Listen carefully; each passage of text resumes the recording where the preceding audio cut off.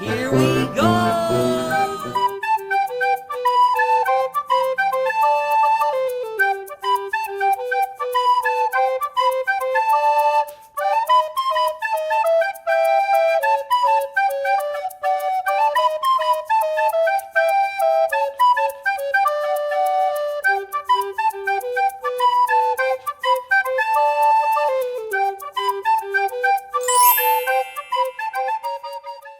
Hi guys! Welcome back to the channel. This obviously is not Leanne. No, we are taking over the channel today. You'll notice this is like real raw footage because no makeup. We had to wait till the children went to bed because we have 3 smalls and they would never let us tape. So, she's still beautiful, isn't she, folks? No. I think so. These are our mom bags, guys. Anyways, we are taking over. So, what we want to talk to you about today is Marvel. We are the geek side of the Lemon Sisters channel. I prefer to think that we are the awesome side. The awesome side. That is like our name. So we normally we do a monthly movie with the family, and when we do that monthly movie, we have like a whole theme and everything. Well, it didn't work out this month, but what we did do is we've been watching the mini-series on Disney Plus, the Falcon and the Lunar Soldier, and that just wrapped. So the finale was just this past week for us is when we watched it. So spoiler alert, we're going to be talking about the show. So if you haven't watched it, pause. But wait. Go watch it first, pause this, and then come back and talk to us. Well, wait, because there's going to be spoilers. All right. Okay, unpause it now. Now you can couldn't hear me that because you were They were paused. paused. So silly. So, first, the Marvel series that we finished before Falcon and Lunar Soldier was the WandaVision series, which we all loved collectively. So we would watch it on our own, and then Tim and Leanne would watch it on their own, and then they would call us at like midnight and go, I have questions. And so they did the same thing with Falcon and Winter Soldier, which was really fun because we got to learn a lot. And they got to learn a lot because Chris knows a lot of the comic background that they're pulling these stories from. For instance, like the Falcon and the Winter Soldier, in the TV series on Disney Plus, the obviously Sam it takes over, and now he is now Captain America. He is no longer Falcon; he is Captain America. So that's obviously a big spoiler. But who in the comics? Bucky took over as Captain America. Yeah. And it's not to say that he couldn't still at some point, but I think there was expectation, like back in Endgame, when Cap was passing on his shield, that it would go to Bucky. Yeah. But the MCU likes to toss things up and not be predictable like that. The comics have already happened, so, yeah. So expect things to go a little differently. Which is kind of fun, because if you follow the comics closely and the movies closely, you would know what to expect. But since they're deviating from that a little bit, it's fun because it mixes it up. He had told me before that Bucky takes over, so I was kind of anticipating Bucky to take over. But I really like Sam, and that I think he holds the character of Captain America very well. And I didn't like Bucky at the beginning of Captain America or Falcon and Winter Soldier. He just was never a character that I really cared for, but by the end of it, I really, really liked his character. And it was fun. It was fun to see his whole development on that. What did you think of the whole series, the Falcon and Winter Soldier, as well as that finale? I thought it was really good. I like what they're doing. I originally wasn't too enthusiastic about them moving to the series format. Yeah. And thought, maybe they're just filling in gaps or something because of COVID taking out theaters and stuff. But in effect, they haven't gone with like the whole TV series thing. Things like Agents of S.H.I.E.L.D. and stuff. Don't speak bad about I'm going to a little bit. They started getting into TV. It was supposedly connected to the films, but really very loosely so. Enough so that I think that Agents of S.H.I.E.L.D. was kind of inconsequential. Major stuff happened. It's like it pretend it didn't happen in the movies. We don't have budget, so we'll name drop the Avengers here and there. That was true. And then because it's a full American series, it goes on for episode after episode after episode, and sometimes it just gets pretty weak and thin. But with these Marvel series, they've been doing them as mini-series, basically. So it's like a legitimate storyline that they're not scrambling to come up with new episodes now. They had it all planned out, and they laid it out, and it's paced well.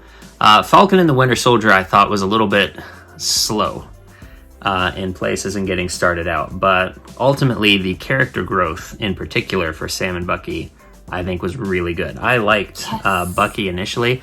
I didn't care so much for Sam from the films because he really never had a whole lot to do. He was kind of like a sort of a catalyst for Steve Rogers to fit back into society initially, and then he just basically played like a sidekick. I mean, he was there, he had his wings that gave him flight, but that just made him like a really inferior Iron Man without any of the skills or knowledge or anything.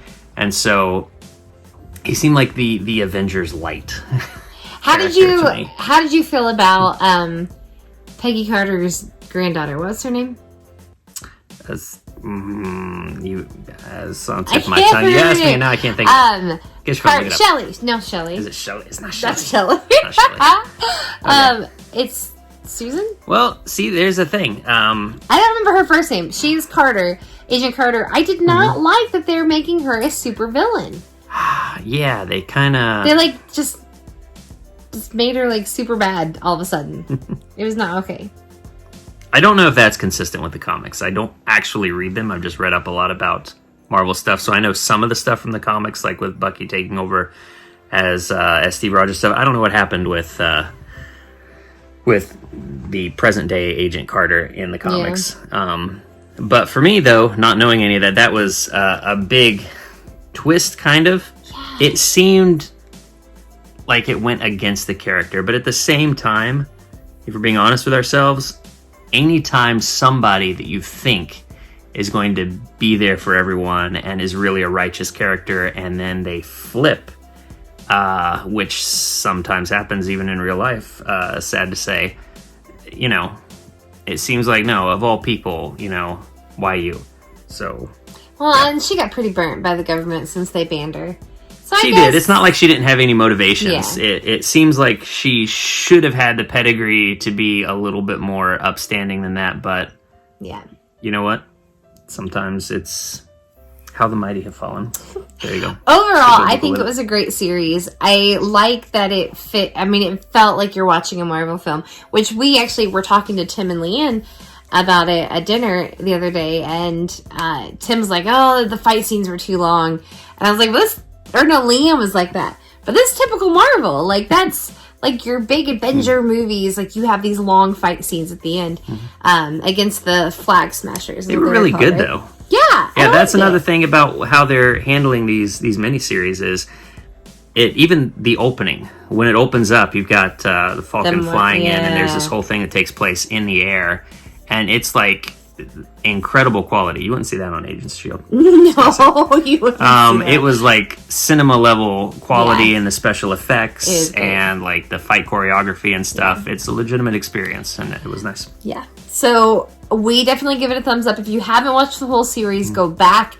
Watch the whole series from beginning to end. If you haven't watched WandaVision, get on it. Where have you been living? Under a rock? Come on. That is going to be awesome. I have here real quick to get you guys excited. So the next one, this just ended June 11th, guys. Oh, Loki's coming back. He is coming back. He has to right all the wrongs of the timelines that he has screwed up royally.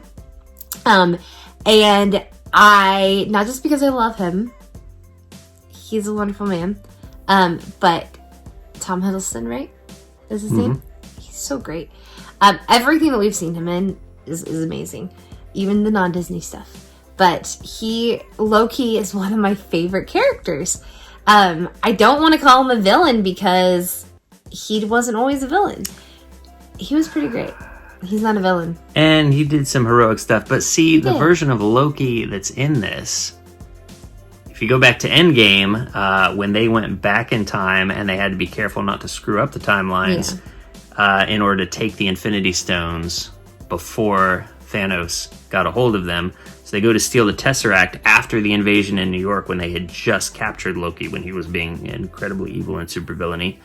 And then they screwed up and broke the timelines, although they never really addressed this in the film, but that's what the whole series of Loki is about because, sorry, shaky cam, I'm holding this up with one hand, because they flubbed the job on Loki. And past Loki got a hold of the Tesseract, went through it, and heaven only knows where he wound up and what he's messed up. Yeah, so at now that point in time. So this TV series is only 6 episodes. It's not enough, but it'll start June 11th, and I'm so excited about that. Going through the rest of 2021, we will have our Black Widow. Finally, I'm pretty sure it's going to be on Disney Plus, but it's also in theaters. July 9th. Now, if it does hit Disney Plus, it will be for that $30, I am sure, that $30 charge. It will eventually be on there for streaming free, but I wouldn't count on it. And then there's What If. Have you read anything about What If? What If is supposed to be an animated series later in 2021. I saw that. About the What If, the different, timelines. Shang-Chi.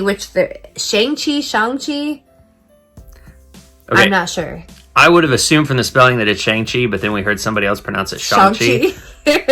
I can't wait for this. I don't know how to pronounce it properly. I am more excited about this than Black Widow, because Black Widow is her backstory, and she's already dead, and so I've already dealt with it. I don't want to go back and talk about her more. Is that bad? But that's coming September 3rd, Shang-Chi and the Legend of the Ten Rings. That will set us up for the Doctor Strange movie, which will come out in 2022, right? It comes out in 2022. Yeah. So I think Shang-Chi and the Legend of the Ten Rings, I think that's going to deal with a lot of stuff that we're going to see more in Doctor Strange also. Ms. Marvel is a TV series coming to Disney Plus and later of 2021, which will introduce a new character. And then the Eternals, which I think is going to be an awesome movie. That is a movie coming out in November. And then we're getting a Hawkeye TV series late 2021. I just saw Jeremy Renner do a thing about they've wrapped already on that. So I'm surprised it's coming late. But I'm excited for Hawkeye. I love Hawkeye. I feel like he's a character in the MCU that has not been explored or shown nearly enough. Because he doesn't have superpowers. He's just super good with the bow and arrow. Well, neither does Sam. Neither does Sam. But Sam had fancy mechanical wings. Sam had fancy wings. And then Spider-Man No Way Home, December 17th. This is going to be the Marvel movie of the year. I cannot wait. Definitely. There's talk, if they follow the timelines, if what they're saying comes out, that we're going to get, what are the 3 guys? We're going to get Garfield. Andrew Garfield. And Tobey Maguire. And Tom Holland. Now, there's been talk about that for a while, and Marvel played coy with it and was like, nah, this is not really. But then I think something came out confirming, I wish I could remember where I saw it, that Tobey Maguire and his version of Spider-Man was definitely going to be a part of it. I don't know about Andrew Garfield, but I assume if they do that. Well, no, because definitely, because I don't know for a fact that Tobey Maguire will make an appearance, but Alfred, how do you pronounce his last name? Doc Ock from the originals, from Spider-Man 2. So he's definitely confirmed to be in it, and it is going to pick up his storyline from the end of Spider-Man 2. Yeah. So clearly they've cracked the multiverse open. Oh, it's good. Which is endless possibilities. Mm-hmm. To see the 3 of them together, I think is going to be awesome. Tom Holland is my favorite Spider-Man, but the other 2 are pretty good too. Tobey Maguire was pretty awesome. Garfield, I don't think anyone cares. but he was saddled with terrible films. He was. All right, so Tobey Maguire was good because those films, even the 3rd one, was pretty good. We're looking forward to all the Marvel movies, all the Marvel TV series coming out. The TV series for Disney Plus, I think, have just really been awesome for us. So what are you looking forward to? Sorry, this video is a little long. We get excited when we talk about Marvel geeky awesomeness. Please come back with us next week. We might be on a different day next week. We shall see. Just saying, next Tuesday is May 4th. That gives you any hint. We'll be taking over the channel again next week with some more exciting fun talk on our all things wonderful and geeky Disney side. So that is all for today. Thanks for joining us. Like, subscribe, and follow. And until next time, have a magical day.